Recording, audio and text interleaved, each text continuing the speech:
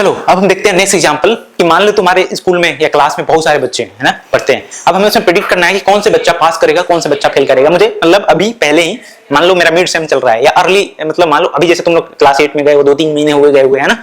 अब मुझे प्रेडिक्ट करना है कि इसमें कौन सा बच्चा 8 क्लास के फाइनल एग्जाम में पास कर जाएगा, कौन बच्चा फेल कर जाएगा, कितने % उनके मार्क्स आएंगे, पहले प्रेडिक्ट करना है, ताकि मुझे पता चल पाए कि कौन से बच्चा अच्छा पढ़ाई कर रहा है, कौन से बच्चा नहीं कर रहा है। जिसमें नहीं कर रहा है उस पर क्या करूंगा, एज ए टीचर मैं उनको हेल्प करूंगा ताकि वो भी अच्छे मार्क्स से पास करे। तो इसका ये फायदा होने वाला है। तो इसी सोच को लेकर मैंने एक प्रॉब्लम बनाया। प्रॉब्लम क्या बनाया कि predict whether a student will pass और फेल द एग्जाम्स। ठीक है, प्रिडिक्ट क्या करेगा वो सिस्टम कि मेरे क्लास के जो बच्चे हैं पास करेंगे अभी के हिसाब से या फेल करेंगे। तो उसके लिए क्या करना पड़ेगा, मुझे डेटा चाहिए। अब देखो मेरे क्लास में अगर 20-30 बच्चे हैं तो मैं तो सबके बारे में जानता हूं कि ये बच्चा का पिछले क्लास में 7th क्लास में इतने मार्क्स आए थे, इसका सबके मेरे को पता है पिछले क्लास में कैसे पढ़ते थे लोग, चाहे अभी भी कितना पढ़ते हैं, कितना होमवर्क करते हैं, क्या करते हैं, कितने घंटे सेल्फ स्टडी करते हैं, ये सब चीजें मुझे लगभग 10-20 बच्चों का पता होता है ना। तो मैं उसमें से अगर मुझे कोई पूछेगा कि ये मान लो बच्चा कोई है, कोई ए है, कोई बच्चा ए है, वो पास करेगा फेल करेगा, मैं प्रेडिक्ट करके बता सकता हूं। क्या तुम भी अपने क्लासमेट्स के किसी, मान लो तुम्हारे क्लास 20-30 बच्चे हैं, उसमें से पूछूंगा बताओ कि ये वाला बच्चा है जो पास करेगा या फेल करेगा, तो तुम सोच के देख सकते हो कि अच्छा पिछली क्लास में इसका 60% आए थे, अभी भी पढ़ाई ठीक करता है, होमवर्क डेली करता है, पास कर जाएगा। चाहे इसके पिछले क्लास में अच्छे मार्क्स नहीं आए थे और पढ़ाई भी नहीं करता है तो क्या कर जाएगा, फेल कर जाएगा। तुम इसे प्रेडिक्ट कर सकते हो। अब मानो मैं तुम्हें बोल दूं कि 1000 बच्चे हैं, 10 लाख बच्चे हैं, चाहे 5000 बच्चे हैं, तो तुम उतने बच्चों को तुम नहीं सिखा सकते, उतने बच्चों को नहीं याद रख सकते याद, उतनी इंफॉर्मेशन नहीं याद रख सकते हो। तो उतने इंफॉर्मेशन को याद रखने के लिए हमारा ब्रेन इनफ नहीं है, हम ह्यूमन ब्रेन इनफ नहीं है। तब वहां पे हम क्या करेंगे, वहां पे मशीन का हेल्प लेंगे। तो मशीन को हमें सिखाना पड़ेगा, उसको एआई, उसको आर्टिफिशियल इंटेलिजेंस देना पड़ेगा,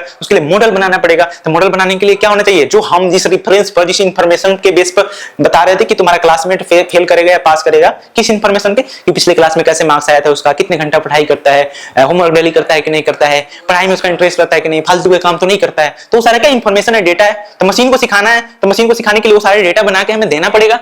तो वही होता है तुम्हारा डेटा एक्विजिशंस। मार्क्स कितने आ रहे हैं उसके, स्टडी आवर्स कितने हैं, अटेंडेंस रोज आता है कि नहीं स्कूल जाके, यानी तो स्कूल आके बैग रख के बाहर तो नहीं घूमने चला जाता है। फिर उसके बाद प्रीवियस परफॉर्मेंस क्या थे, है ना, असाइनमेंट्स बनाता है कि नहीं, टेस्ट में स्कोर लेकर आता है कि नहीं। ये टाइम टू टाइम अगर इवैल्यूएट मैं करते रहूंगा तब मेरे को पता रहेगा कि मेरे जो क्लास में या कोचिंग में जहां भी बच्चे पढ़ते हैं वो कैसे पढ़ रहे हैं, ठीक पढ़ रहे हैं कि नहीं पढ़ रहे हैं, है ना। तो उस तरह का डेटा हमें होना जरूरी है। तो हमने क्या किया, डेटा एक्वाइज कर लिया। अब डेटा एक्वाइज कर लिया तब हमें क्या करना पड़ेगा, डेटा को एक्सप्लोर करना पड़ेगा, मतलब देखना पड़ेगा कि बच्चा कितने कितने उसमें है। अब ऐसा नहीं कि पास होने वाले 100 में से 99 है, फेल होने एक ही बच्चा है, एक ही बच्चा का डेटा है, तो फिर वो दिक्कत हो जाएगा, क्योंकि मॉडल अच्छे से सीख नहीं पाएगा, है ना। जैसे फॉर एग्जांपल मैं तुम्हें इजी 100 प्रॉब्लम करवा दूं, हार्ड प्रॉब्लम एक ही करवाऊं, तो इजी प्रॉब्लम तुम सारे कर लोगे, जो हार्ड प्रॉब्लम वो नहीं कर पाओगे। तो मुझे क्या करना पड़ेगा, बैलेंस करना पड़ेगा। 100 इजी पढ़ रहा हूं तो 100 तुम्हें एडवांस भी करवाने पड़ेंगे, तब जाकर तुम दोनों तरह के प्रॉब्लम कर सकते हो। तो उसी तरह मतलब ये नहीं कि पास वाले का बहुत सारा है, मैंने 90% में पास वाले डेटा पर ट्रेन कर दिया, 10% ही फेल पर किया, तो इसमें क्या होगा, वो गलत सीख लेगा, ज्यादातर पास वाले के फेवर में काम करेगा। तो हमें डेटा को अच्छे से बैलेंस करना बहुत जरूरी होता है, ठीक है। तो जब हमने डेटा मिलकर उसको ठीक कर लिया, ठीक करने के बाद हम क्या करते हैं, उसके बाद उसको ट्रेनिंग देते हैं, सिखाते हैं। जिस तरह मैंने तुमने देख कर लोगों के परफॉर्मेंस को सीखा है, फिर उसके बाद प्रेडिक्ट करे, उसी तरह मशीन्स को भी सिखाते हैं। जब वो सीख लेता है तब उसके बाद रिजल्ट देता है।